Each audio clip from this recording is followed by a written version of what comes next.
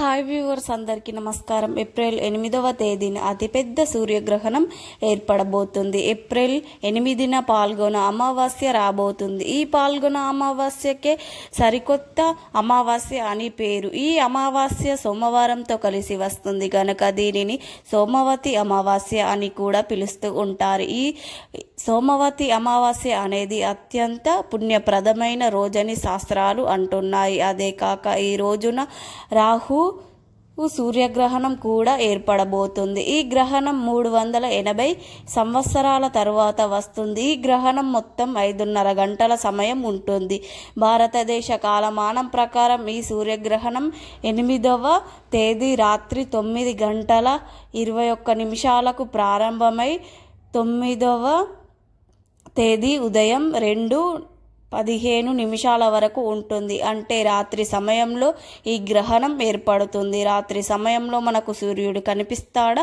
కనిపించడు. కాబట్టి ఈ సూర్యగ్రహణం మనకు కనిపించదు. గనుక ఈ సూర్యగ్రహణం గురించి ఎవరు భయపడవలసిన అవసరం కూడా లేదు.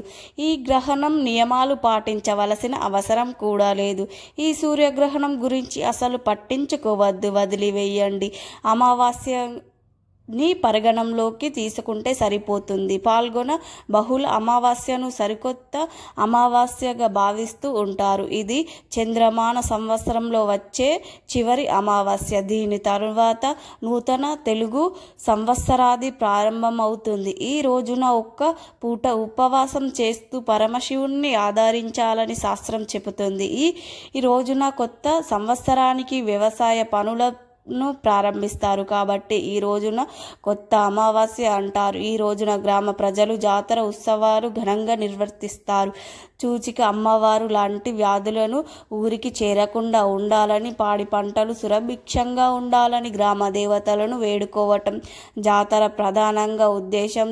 చతుర్దశి రోజున జాతరను ప్రారంభిస్తారు. మేళ తాళాలతో అంగరంగ వైభవంగా జాతరను చేస్తారు. కొత్త అమావాస్య పండుగ సందర్భంగా తెలుగువారు గ్రామ దేవతలను దర్శించుకుంటూ ఉంటారు. అమ్మవారికి పిండి వంటలతో నైవేద్యాలు సమర్పించుకుంటారు. అమ్మవారికి భక్తి శ్రద్ధలతో చెల్లించుట జరుగుతుంది. ఈ అమావాస్య సోమవారంతో కలిసి వచ్చింది కనుక దీనిని సోమవతి అమావాస్య అంటారు. ఇది చాలా శక్తివంతమైన అమావాస్య. అమావాస్య రోజున గంగా నదిలో స్నానం చేస్తే చాలా పుణ్యం లభిస్తుంది. లేదు అంటే దగ్గరలో ఉన్న సముద్రాలు లేదా దేవాలయాల్లో ఉండే కోనేరులో కూడా స్నానం చేయవచ్చు. ముఖ్యంగా కాశీ పరిగణంలో వంటి పుణ్యక్షేత్రాలను స్నానం చేయాలని పురాణాల్లో ఉంది. అక్కడ భక్తులు కూడా ఎక్కువగా వచ్చి స్నానం ఆచరించి పూజ కార్యక్రమాలు పాల్గొంటారు. భక్తుల విశ్వాసం ప్రకారం శివుడు ప్రధానంగా సోమవతి అమావాస్య రోజున గంగా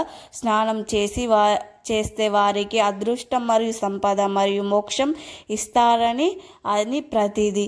గంగా నదిలో స్నానం చేయలేని వారు సముద్రాలు లేని దేవాలయాల్లో ఉండే కోనేరులో లేదా దగ్గరలో ఉండే నదుల్లో కాలువల్లో కూడా స్నానం చేయవచ్చు. అది కూడా చేయలేని వారు గంగాజలాన్ని ఇంట్లో స్నానం చేసే నీటిలో కలుపుకొని స్నానం చేయాలి. ఇలా చేస్తే జన్మల పాపాలు పోయి కోటి జన్మల పుణ్యం వస్తుంది. అయితే గ్రహణంతో కలిసి వస్తున్న ఎంతో శక్తివంతమైన ఈ అమావాస్య రోజు గ్యాస్ పనుల నీటితో ఇలా చేస్తే దోషాలు దరిద్రాలు పోతాయి. గ్రహణం ఎఫెక్ట్ పడిన అది కూడా పోతుంది. కష్ట సమస్యలు అన్ని నుండి సులభంగా బయటపడగలుగుతారు. పసుపు నీటితో ఈ పరిహారం చేసుకుంటే చక్కటి యోగాలు ధనలాభాలు కలుగుతాయి. మరి ఇంతకు ఈరోజు పసుపు నీటితో ఏం చెయ్యాలి అనే విషయాన్ని ఇప్పుడు మనం ఈ వీడియోలో వివరంగా తెలుసుకుందాం. ఫ్రెండ్స్, ఫస్ట్ అయితే ఈ వీడియోకి ఒక లైక్ కొట్టి మా ఛానల్ని సబ్స్క్రైబ్ చేసుకోవడం మర్చిపోవద్దు. పసుపుకు భారతీయ సంప్రదాయానికి ఎనలేని సంబంధం ఉంది. శుభ సూచికంగా పసుపును చూస్తారు. మన తెలుగువారు గుమ్మానికి పసుపు రాస్తారు, కాళ్ళకు పసుపు రాస్తారు, ముఖానికి కూడా పసుపు పట్టిస్తారు. అంతా ఎందుకు? కూర ఏది వండినా సరే చిటికెడు పసుపు ఖచ్చితంగా వేయకుండా ఉండరు. అంతేకాదు భారతదేశంలో పసుపును మంగళకరమైనదిగా భావించి పవిత్రంగా చూసుకుంటూ ఉంటారు అని కూడా అంటారు. పసుపును అన్ని శుభకార్యాల్లోనూ వినియోగిస్తూ ఉంటారు. సుమంగళకు తాంబూలాలు లేదా ఆకు వక్క ఇచ్చే సమయంలో మొదటి పసుపు ఇచ్చిన తరువాత కుంకుమ ఇస్తారు. పసుపు సౌందర్యానికి, సౌభాగ్యానికి కూడా చిహ్నం. ఇది కారణం చేత సుమంగళు తన భర్త శుభం కోరుతూ మాంగళ్యానికి పసుపు కుంకుమలు నమస్కరించుకుంటూ ఉంటారు. దేవాలయాల్లో నవరాత్రుల పూజల్లో సమయాల్లో దేవికి పసుపుతో చేసి అలంకారాలు ముఖ్యమైనవి. పసుపు అంటే పసుపు నీటి కూడా ఎంతో ప్రాధాన్యత ఉంది. పసుపు నీటిలో కలిపితే పసుపు నీళ్లు రెడీ అయిపోతాయి. దుష్ట శక్తులను తొలగించే శక్తి.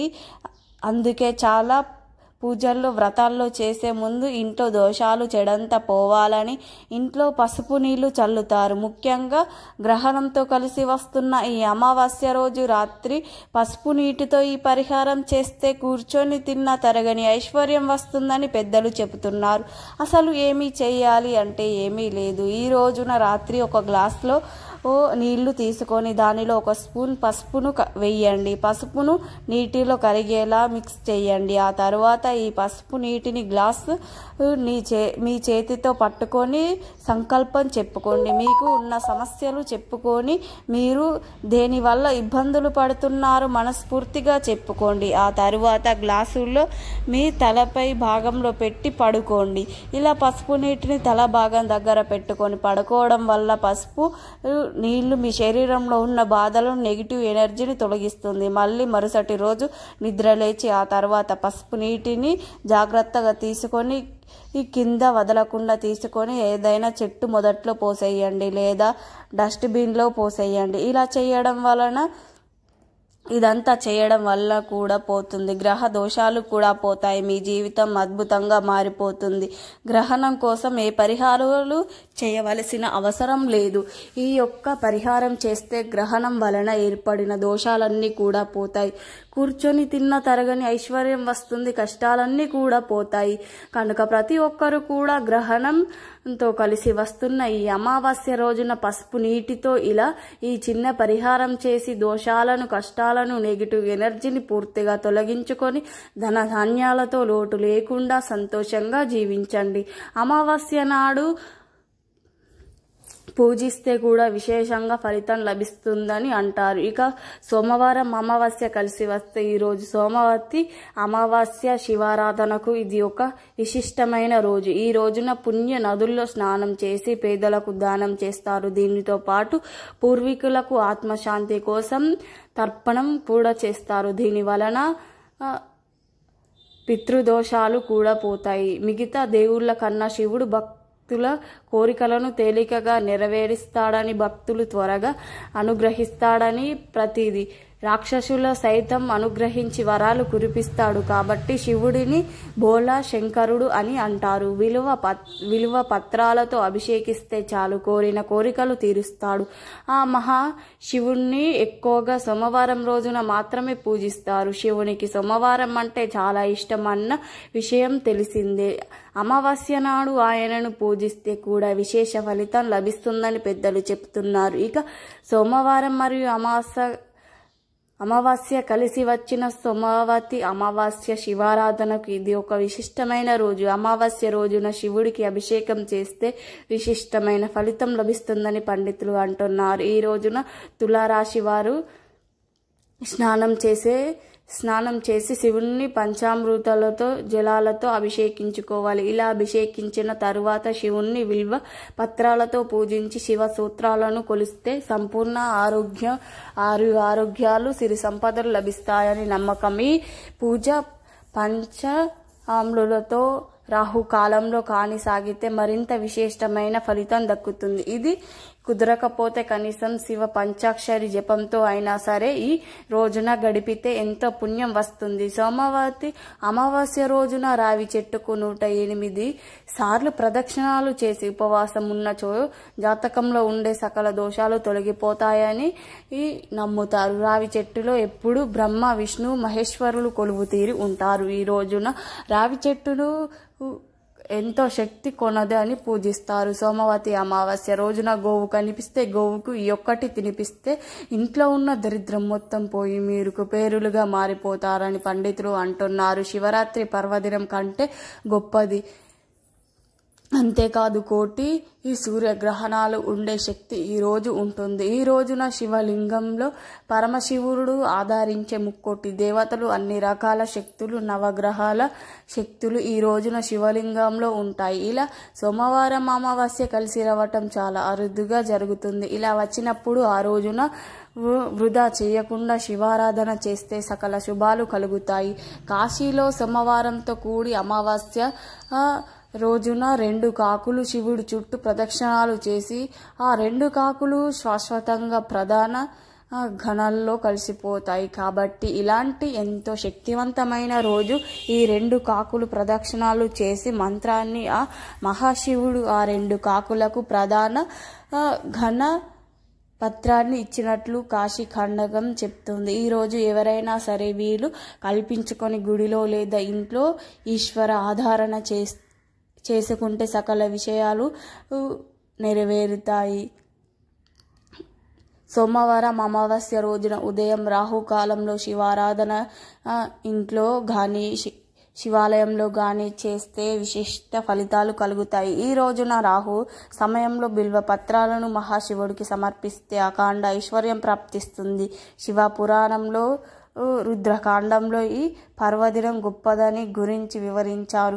ఒక అర్చకుడు సోమవతి అమావాస్య రోజున శివలింగం మీద ఒక బిల్వ పత్రాన్ని ఉంచుతాడు. ఆ బిల్వ పత్రం కింద ఒక చీమ ఉంది. అలా బిల్వ పత్రం కింద ఉన్న చీమ శివలింగం నుండి ఈ మణికంఠంపై పడింది. అదే తెలియక కంగారుగా చుట్టూ తిరిగింది. అలా తెలియక సోమవతి అమావాస్య రోజున ఓసారి ప్రదక్షిణం చేసిన పుణ్యానికి ఆ మహాశివుడు సంతోషించి ఆ చీమకు మానవ జన్మ ఇచ్చాడు. ఇచ్చి వచ్చే జన్మలో కాశీ మహారాజు అవుతాడని వరం ప్రసాదిస్తాడు. అలా ఆ చీమ తరువాత జన్మలో కాశీ పట్టణానికి మహారాజుగా మారింది. సోమవతి అమావాస్య రోజున తెలియక చీమ శివలింగం చుట్టూ ఓసారి తిరిగినంతనే అంతటి పుణ్యాన్ని మహాశివుడు ప్రసాదించాడు. అంతటి శక్తి సోమవతి అమావాస్యకు ఉంది. ఈ రోజున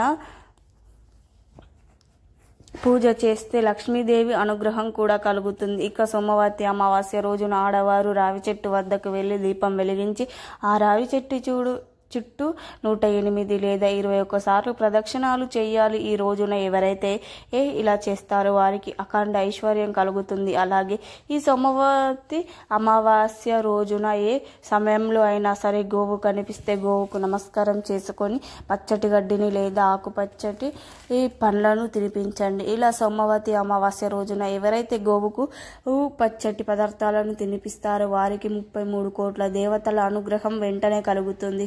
సాక్షాత్తు ఆ దేవతలు మిమ్మల్ని చూసి ఆశీర్వదించి అష్టైశ్వర్యాలు కలిగేలా దీవిస్తూ ఉంటారు. కనుక సోమవతి అమావాస్య రోజున కుదిరిన వారు గోపూజ చేసి ఆ ఆహారాన్ని తినిపించండి. సకల ఐశ్వర్యాలను ముక్కోటి దేవతల అనుగ్రహం లభిస్తుంది. గ్రహణం గురించి ఇలాంటి కొన్ని నియమాలను పాటిస్తే చాలు, మీకు ఎలాంటి దోషాలు ఉన్నా తొలగిపోతాయి. సోమవతి అమావాస్య రోజున ఒక గ్లాస్ నీటితో ఇలా చేసి మీరు తప్పక మీరు కోరుకున్న కోరికలు నెరవేరుతాయి. మీకు సకల ఐశ్వర్యాలు కలుగుతాయి. ప్రతి ఒక్కరు కూడా పైన చెప్పుకున్న విధంగా ఇవన్నీ పాటించి సంతోషంగా జీవించండి. మా వీడియో నచ్చితే లైక్ చేయండి, షేర్ చేయండి. అలాగే మా ఛానల్ని సబ్స్క్రైబ్ చేసుకోండి. మీ అందరికీ ధన్యవాదములు.